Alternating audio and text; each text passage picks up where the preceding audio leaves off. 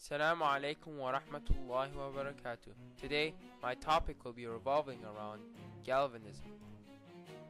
In medicine, Galvanism refers to any form of medical treatment involving the application of pulses of electric current to the body tissues, provoking the contraction muscles that are stimulated by electric currents.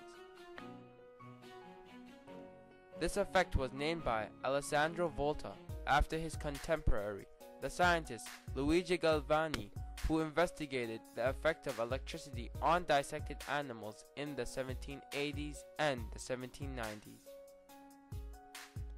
Galvani himself referred to the phenomenon as animal electricity, believing that he had discovered a distinct form of electricity. In Shelley's novel, Victor Frankenstein alludes to the lightning and galvanism as a basis for resurrecting a lifeless companion.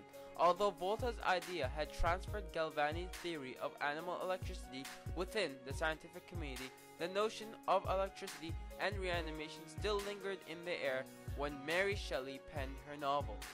Mary Shelley herself mentioned the discussion between her husband, the poet Percy Shelley, and Lord Byron in 1816 on Galvani's experiment and how Galvani suggested the possibility of reviving the dead. These discussions stimulated to her explore in fiction and moral and personal responsibilities and the dilemmas of scientific advance. Rather than dabble in science, Mary Shelley wisely leaves the reader to imagine the laboratory in which Frankenstein brings his creature to life. In fact, only 2 sentences in the entire book allude to lightning and galvanism theory. Shelley offered nothing to set designers who need to create visual feel for the laboratory and act of creation. So where did the 1931 Frankenstein find its invention or inspiration? For the spectacular electrical display that accompanied the creature's creation and became the fantastic design standard for subsequent movies. That's right, Luigi Galvani's experiment brought this novel to life.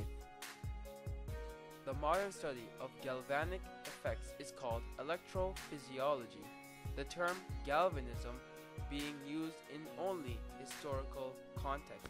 However, people still use the sentence galvanized into action. This especially refers to the boys of Salahuddin who need to be galvanized into action. Jazakumullahu khairan for your time, and I hope you extracted some information from this video. Wassalamu alaikum wa rahmatullahi wa barakatuh.